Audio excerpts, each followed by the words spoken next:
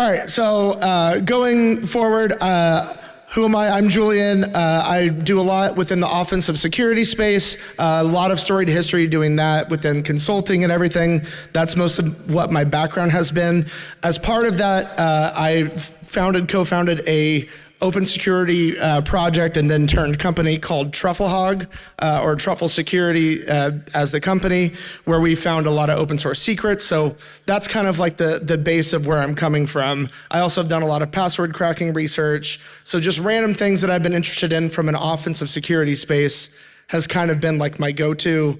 I had the honor of being on the Forbes 30 Under 30 back in the day. I'm now officially a has-been. So, and then I also founded the game hacking village recently, gamehacking.gg. Go down there and check out the village. I'll talk a little bit about it at the very end, but we got some cool stuff going on.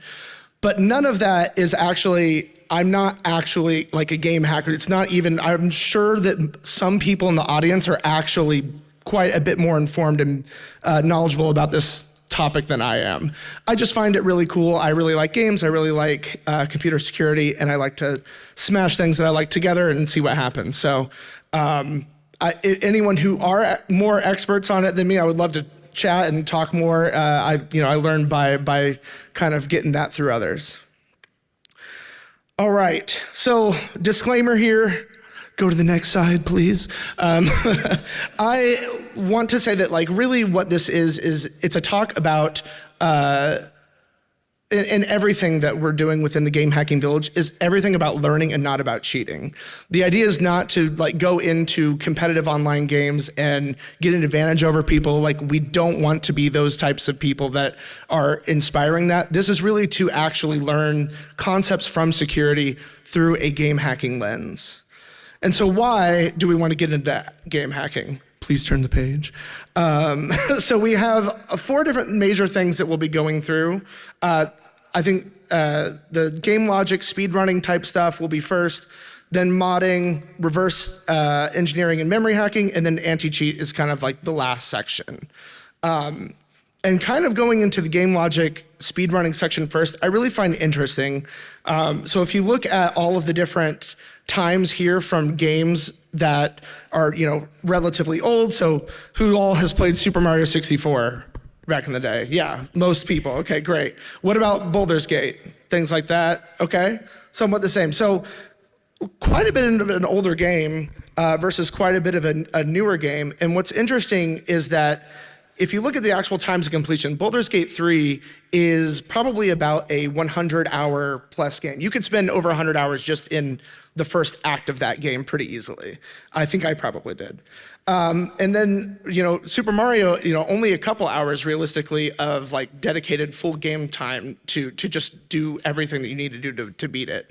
But then why is Baldur's Gate 3, with all of the advancements that we have in security and understanding of how things work, it should theoretically be a lower time or a higher time to complete if it's a multi-100-hour game.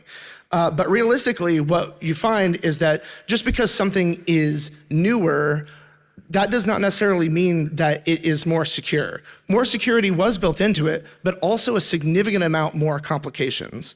And what you'll see within these games, I'll go through some examples on some interesting hacks that basically happens within the logic, just the pure logic of this game. And because of those complications, more of those little weird niche things pop up that can be exploited to then make speedrunning go even faster. So we'll go through some of those right now. I bet that with this crowd that some people have heard of or seen maybe one or both of these just exploits that I'll go over, one from Baldur's Gate, one from Super Mario 64. So who has heard of shadowboxing in Baldur's Gate by any chance? Actually, a couple hands. Okay. Bizarre concept here, right? So what happens with this glitch? This is a speedrunning glitch that was found by people to, try to run the game faster.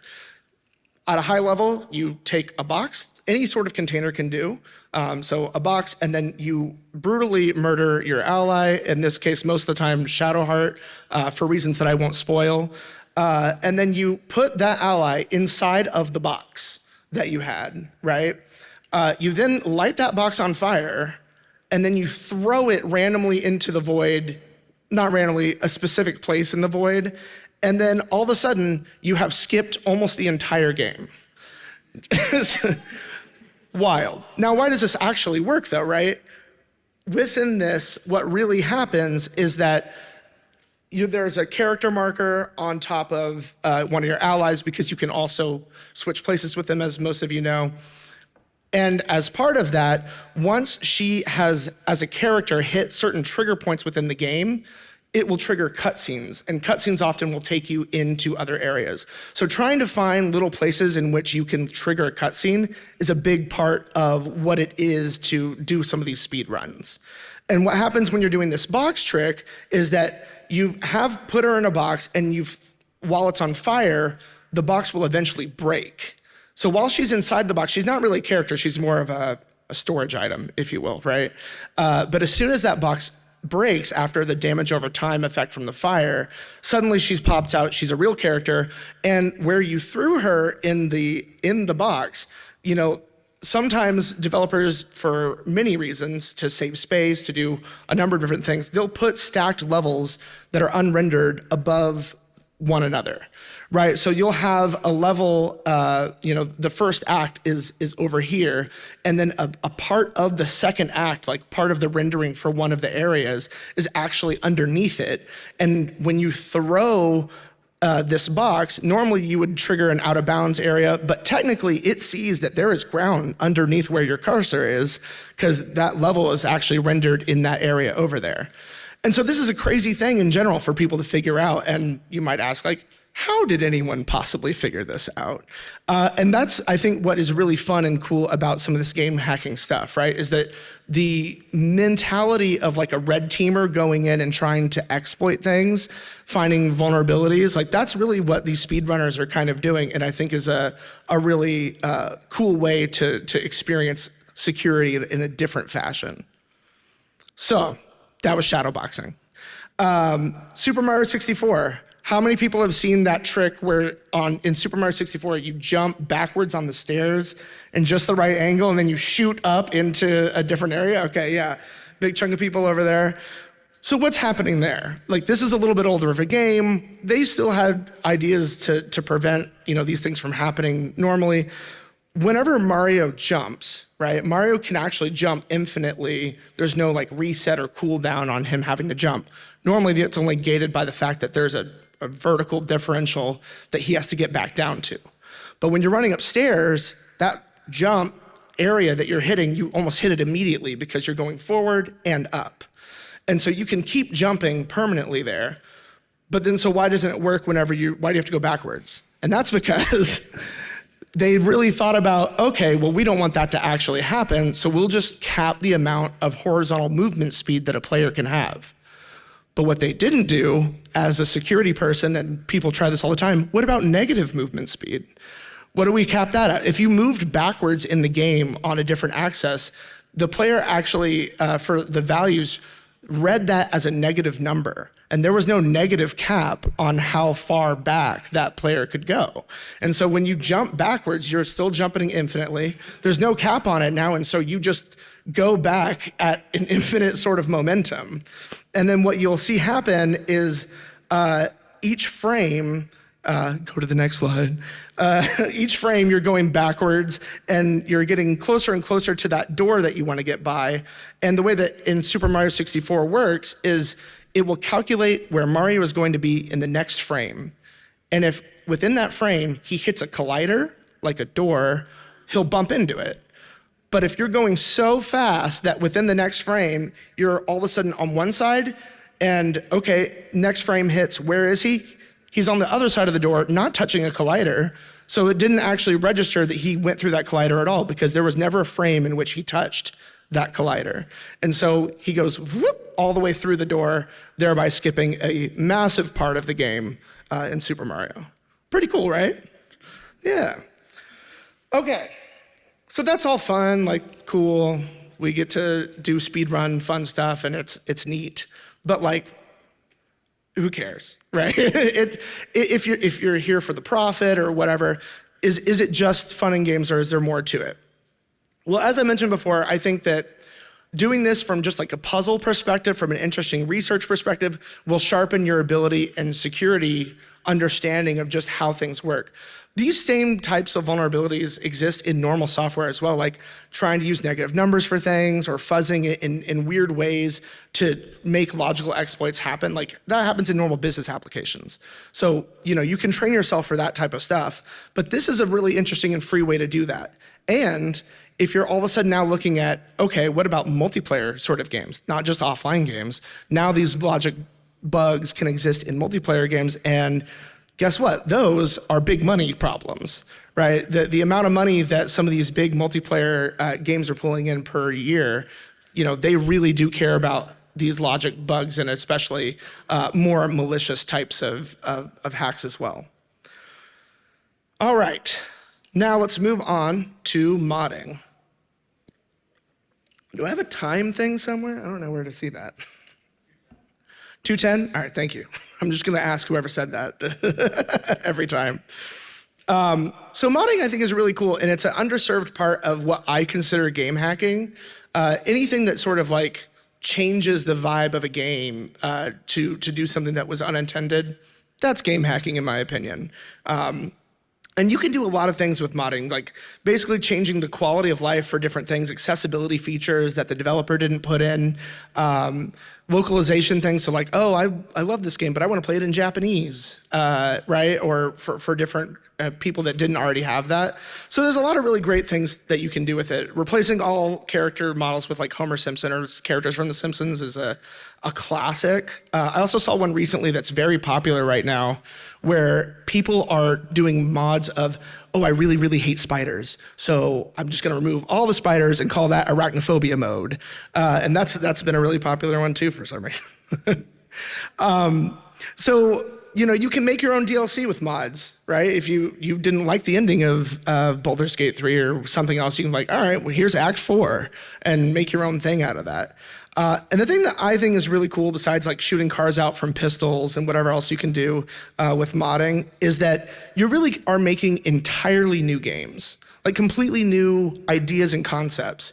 And I want to prove a point here that this is actually how gaming and the gaming industry moves forward. And I can prove it. So within Counter-Strike, right? Who knows Counter-Strike? Good, everyone's still awake. So Counter-Strike was actually a Half-Life mod. And Dota, very popular game also, was a mod based off of Warcraft. And then League of Legends was not a mod of Dota, but like came off of that same idea. Like the invention of Dota created a completely new game mode called like MOBAs, right? Massive Online Battle Arenas. I actually don't remember the acronym for that. But it basically launched an entire new genre of games that is extremely popular that League of Legends came out of. And these are extremely popular games. I'll go through that in a second. But last one on Fortnite, who hasn't heard of Fortnite, right? Like that one's huge. It was an Arma 3 mod, and then that turned. At some point, there was a game called Players Unknown Battleground that invented this kind of idea of, from this Arma 3 mod, invented this idea of a battle royale system, right? And then Fortnite, I actually am curious here as well, who knows what Fortnite's game originally was supposed to be? Yeah, okay.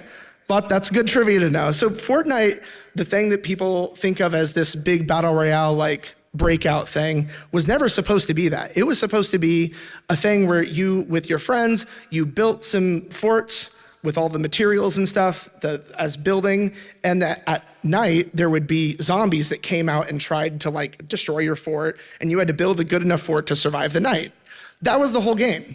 And then when Players Unknown Battleground came out, they were like, hey, we could like make a little game mode based off of this same idea. We already have all the assets and everything we need to do. We just need to change some of the game logic around.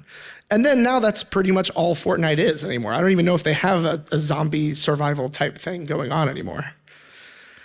And then these really are, like I said, the top games in the world. So this is a Steam chart of the different games that are on Steam for that, but then they don't have things like League of Legends, Fortnite, some other things, but all of these games that I just talked about are the most popular games in the world, and they're all derivatives off of mods.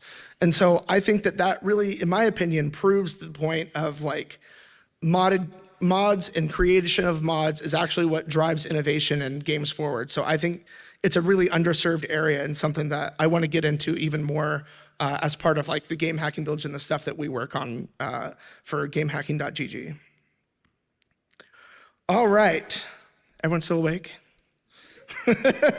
Maybe this going through the PDF is forcing people to focus on it more. I don't know. That's right. Yeah, and it's nice because everyone's staring directly down, and I can just look over everyone without, catching any eyes. All right, so memory hacking is the next thing. I created a Unity game last year for the game hacking DEF CON area. And basically, it really teaches and tutorializes memory hacking in an interesting way. Definitely recommend people go check it out if you're interested in the subject and learning about it a little bit more. But what's awesome about memory hacking is, realistically, the game is playing on your computer. And when something is on your computer, it's just numbers and signals that are coming out of something that you have theoretically entirely control over. And so for memory hacking, that's kind of the idea, is you can see all the values. You can basically say, oh, my health is 100. That 100 value is somewhere in your computer. You can go find it, right? So like if your health value is 100 and then you get hit by something, now your health value is 90, you can do a scan in your computer to say, okay, this value is 100. Look at all the values that could have been 100 in my computer. And now, look at all the values that after you got hit changed to 90. And then you can track those values over and over again until you find the one value that is really your health in this game. And the most popular tool for doing something like this is called Cheat Engine. It can be used for a lot more than just games and cheats. It's very powerful, just memory hacking tool in general. But you can do that with any sort of value. Your position in a place is represented by probably like floats on a screen. All of these things can be adjusted by you manually. And I think that's really cool. And it's a super easy, low barrier entry way to kind of go through and experience game hacking and computer security, memory hacking by yourself. And you'll learn that then for other things that aren't just games. And what do you do about that? Right, so that like if you're a video game and now it's a competitive game that's online, you can't have people just changing their values and teleporting all over the place and adjusting their health like that. So what do you do? And the answer to that is really you need some sort of like online server authoritative stance on when the game and the client that your computer says, hey, my value of health is still 100, and you take a hit and you say, no, it's still 100. The server has to then decide whether or not to trust the client reporting in what that value is. So an easy way to think about this would be if you're playing a game in which your position all of a sudden goes from somewhere in one spot all the way to like 1,000 units in a different direction the next frame, they probably know that that's not allowed, and so it shouldn't be able to trust that happening. So using sort of server logic controls and checks are ways that people can shut down that type of behavior. Or just having a lot of people have the client just sort of be a control mechanism for all the server logic which happens on the back end. But even for a lot of online games, there are still ways to, the values that it expects in your memory, it still trusts all those. And that still happens today. So I would also definitely make a disclaimer that for all of the things that you're doing, if you use Cheat Engine in an online game, like I was saying before, you're gonna get caught doing that because they will shut that down pretty quickly. Don't do it. Reverse engineering. So reverse engineering, I think, is a really fun idea within the games space. It's a little bit of a different mechanism of looking at things from a security perspective than just doing the memory hacking. You can actually really dig in and see the code of certain things. The thing that I really like to showcase as part of reverse engineering is from Unity games, C# games. And the reason is that C# is a language that you actually are able to decompile yourself. back into what the actual code was that was running for it. It's really like more like pseudocode. Sometimes you might be missing symbols and everything, but you really can just kind of see what code and a lot of times was written by the developer themselves. And you can use that to understand how the game actually works and use that to even potentially mod the game. In a lot of cases, that's really useful for modding, right? Because you can just adjust what code is happening because you can see it already. Or you can use it to do any number of things. If you just want to like understand like secrets within a game, for instance, right? Like if you saw there was a secret level because in the code you see lava level somewhere and you've never heard of a lava level in that game, you can actually start to see like maybe they left some stuff in there that they didn't intend to actually publish. And that happens all the time. A really great arcade game called Killer Queen, you can basically do that with that also. Has anyone heard of Killer Queen, actually? Okay, yeah. So it's just a big arcade cabinet, like any arcade cabinet. And these games are really just like Unity games or anything else that you can, pull the actual game off of, reverse engineer it, and then you get to see all the code on it. Pretty neat. There is a game called Squally that I would also recommend if you're trying to learn like assembly or just like modification of how assembly works. That's a game that's on Steam. If you come by the Game Hacking Village, I'll also give you a free little code to play that game. It's a really neat game, and I like to support them for that. But yeah, it'll teach you assembly, super cool way to learn it, because it's actually manipulating the assembly on your system. So if you divide by 0, your computer will crash. Pretty neat. What time is it? 2:21, excellent. All right. Actually, you know what? Let's stop right there for a second. Does anyone have questions so far about things that we just went over before I go further? Yeah. Can you speak louder, sorry? Yeah. Was there more to that? Okay. Yeah. Okay. Let's move on to anti-cheat then. So in the anti-cheat world, like this is ultimately where a lot of people have the red versus blue team experience here. And anti-cheat within these big companies that make these big multiplayer games is a very lucrative business. Some of these games and tournaments that they do are worth millions and millions of dollars, and they have to have good anti-cheat. I'm not gonna get very, very into the weeds on like how to bypass different things, because like I said, the whole idea of cheating in multiplayer games is not something that I want to endorse, but I do want to go over the high levels of things that happen. There's lots of different versions of types of cheats that you can do and types of anti-cheats that can happen. And really, it's a race to the bottom, just like with any malware.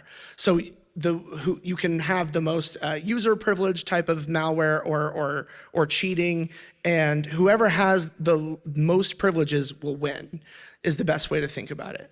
So if you think about like, basically the best that you can do is kernel level permissions on your system. If you have a kernel level cheat and the anti-cheat is not at a kernel level, you can override basically anything that's going on within that area to make sure that you are the most authoritative software that's running. If the anti-cheat has kernel level permissions and you're not running at the kernel level, then they'll be able to basically stop anything that you're doing. Best way to think about it. So both sides really want kernel level permissions. And that's very difficult whenever you are a cheat developer, because you need signed kernel drivers, or you need a number of different things to make that work, which are very difficult to get. And if they get banned out for some reason, you're gonna have to like start over and redo your cheats from the ground up. But the AV has the same problem, right? You don't want your AV to have kernel level permissions. Can you trust every sort of antivirus or anti-cheat developer with having kernel level permissions on your computer? That's pretty dangerous. Something happening back there? Okay. Yeah, exactly. CrowdStrike's a great permission on that. That may have crashed a couple of systems at some point recently. But imagine that's a really well-trusted, known antivirus. Random anti-cheat developer X is not, and they have the same level of permissions on your computer whenever you're downloading these things. So it's a really kind of catch-22 of like, do you install this kernel level anti-cheat to play this game, or do you have to do something else? So really interesting problem. There's a lot of different ways to abuse stuff. There's always a cat and mouse going on between anti-cheat developers and the hackers. One thing that you'll see a lot of happening are wave bans whenever these things get caught. So like, let's say that there was an abused kernel level cheat that people had and started distributing, selling for some reason. If that was caught, they wouldn't necessarily ban that person right away. They want to wait for everyone to like get comfortable with having done all of that work to get to this place, and then ban them all at once, all across the board. That way they have to then start all the way over, and the malware developers don't get any clues as to like, oh man, we have to pivot, or they figured out what we were doing because we changed this. It's a really interesting sort of cat and mouse game that they have going on. And this happens in actual live tournaments. Like there are videos of people getting pulled off the stage, like yanked completely off the stage by like people admitting sort of these tournaments. And there was one that I saw where someone was, they caught them cheating and they did something really weird that they weren't supposed to be able to do. And the person that was running it came over to his table and tried to like look at programs he was running, and he didn't want them to do that and started like closing out of everything as he was sitting on there. And this happened at a very, very public live tournament. So these things really are happening in big money types of areas and not just in shadowy corners or Twitch streams. All right. So the game hacking village that we have right now, we have a lot of stuff that are going on related to the things that I was talking about.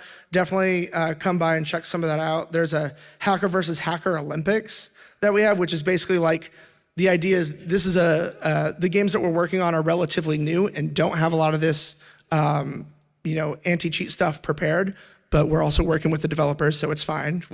I asked them, and they're working directly with us on some of this stuff as well. But yeah, it'll be like teams of people going head to head, all trying to develop other hacks. I don't know if anyone's been by there yet today, but some people have already created just auto aim, and then when you shoot, it boots them from the server, which is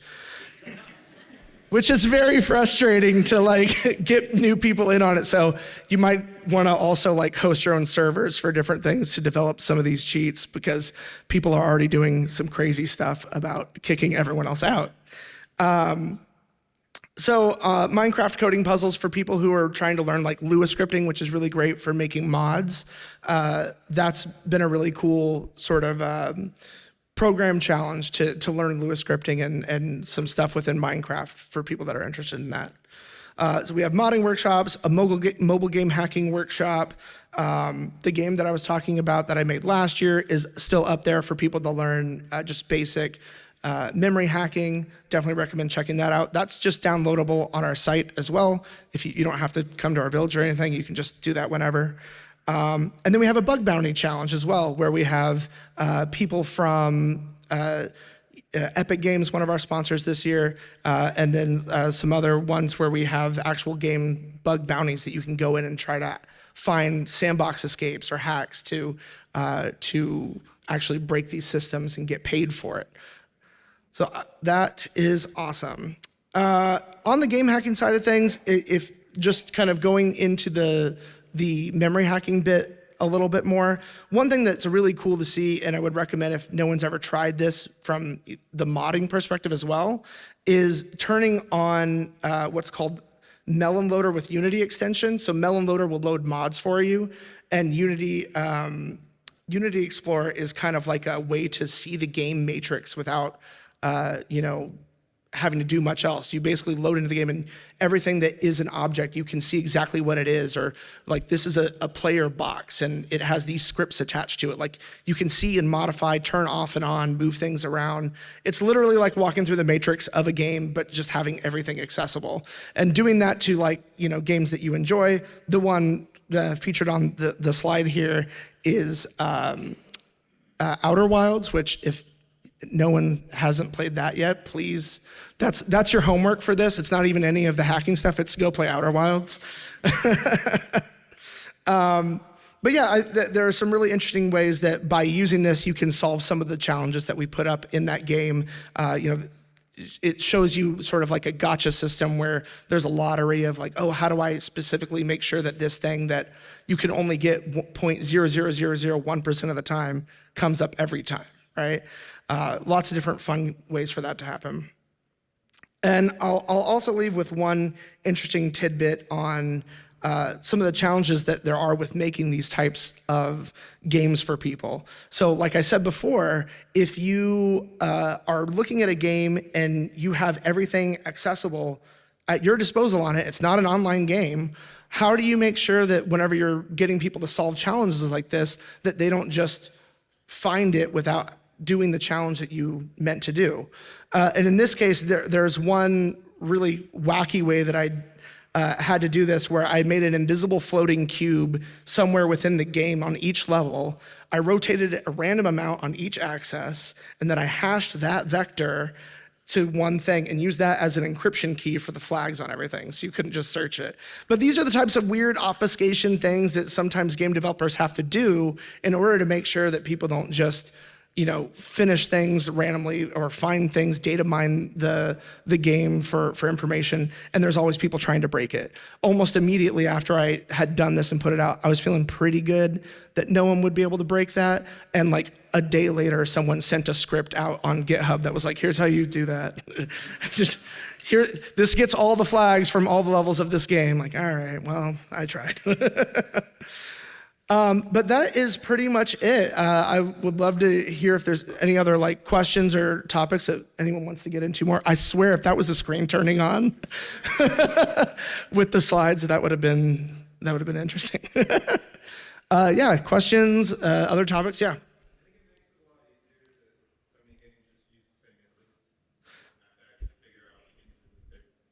Yeah, so yeah, so. So I guess the question is like, does it make it easier or harder that everything is using mostly the same engine on things? Yeah, it does. And it's really weird whenever you have these bespoke engines that you've never worked on, or someone has a very custom game that an engine hasn't been used by anyone else. It's a lot more work to try to figure out how does this thing function and put together. What do I need to do to either do the memory hacking or the modding side of that? There's a ton more upfront work, whereas if you're doing like an Unreal engine or a Unity engine, people have been modding, hacking, doing whatever to those engines for a very long time. So that's also why we focus on those big player spaces, because it's the easiest to learn with. Yeah.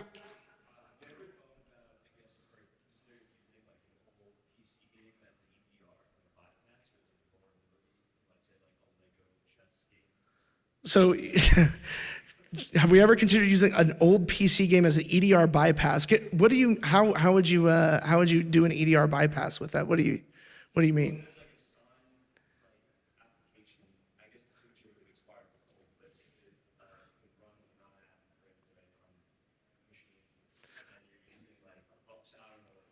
Sure, yeah. So I mean, yeah, like shipping a game basically as malware at that point, and you can do that. And I think even going one step beyond that, you might find a game in which has, for instance, a kernel level anti-cheat that's part of it, but maybe it's really bad, and you're able to get its signed driver and use it for other things after exploiting it. Then you can use this game as its own piece of kernel level malware because you control that process. What else? Yes.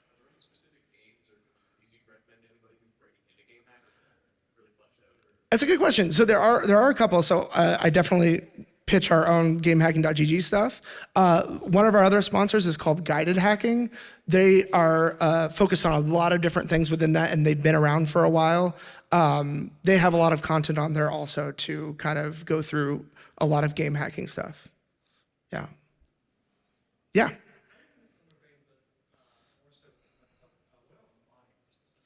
Yeah, and like I was mentioning before, I feel like that's entirely underserved area. There are modding communities out there. I think that a lot of times they're based on normally specific things. So like you'll have a Baldur's Gate 3 modding community or like a Elden Ring modding community. Actually, some of the people at our village are big into that and have created other spaces around that area as well. But normally it's very, as far as I've seen, like game specific.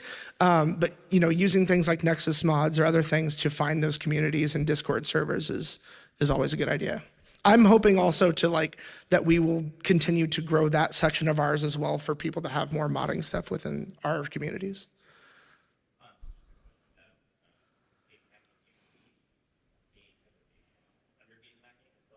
Is game preservation under game hacking? I don't see why it shouldn't be. I know that there's been a lot of kind of back and forth with that type of stuff. I think game preservation stuff is definitely an important thing to keep on the radar for game hacking in general. Because if what decompilation projects for games? Okay, I guess I don't know that much about those ones. It'd be interesting to hear more about the decompilation projects that you're talking about. But yeah, let's talk about it afterward. Hacking Roblox. That's an interesting question. So I like that question because Roblox is a very different sort of game. It's a virtualized platform in which the games aren't actually on your system. They're basically sort of downloaded and run in memory. There's a lot of things that happen as part of that make it a little bit more difficult than just going in and seeing some of the source code the same way that you could with any other typical game. I think Roblox has a pretty significant security team and a lot of put a lot of work into that stuff, and I think they have a public bug bounty as well. So definitely would check out what can be done there. I can also say that the hacker v hacker stuff that we're doing is almost basically the same type of platform as Roblox. It's a new one called Sandbox, which is a successor to Gary's mod, for those familiar. And it's pretty much the same idea, but much newer. And if you want to try doing part of the sandbox escape challenge that we have is to get out of the sandbox that they put you in when you run games. So if you want to try hacking Roblox, doing that is pretty similar. Yeah.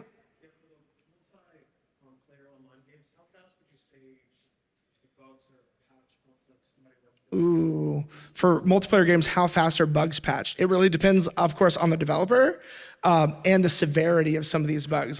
There are hacks and bugs that have cost some of these companies literal millions of dollars. I can think of some that happened in Apex Legends as an example that cost them actual millions of dollars, and that was fixed very fast. But other ones, it really depends on that. And sometimes it can be a very difficult thing to find. But since they own the server, they can see the logs of what's happening. And most time, if they're a good developer, they have a lot of people that analyze that. And they go into, just like any other company would, going into sort of alert, compromise mode and trying to fix those things. Yeah. Good question. What time do we have, just so I'm not running over anything else? What's that? Perfect. Yep. Ooh, DRM and cracking for software. I think that that's a difficult one because I feel like I have a variety of opinions on this subject. But I do believe that to an extent, torrenting is not great. And if we're talking about the preservation of games and supporting of games, we really want to make sure that people are being paid for their work and that we're supporting that. Sometimes I've bought games multiple times just because I don't want to, I want to play it on PlayStation and on PC, and I feel like I'm supporting them twice. But yeah, I mean, from that perspective, I definitely think that, it's important to still have those types of rules. There are moments where it gets extreme on both ends. So yeah, but it's a tricky one. All right. Well, thank you very much, everyone. It's unfortunate we didn't have the slides, but thanks you for participating with it anyway.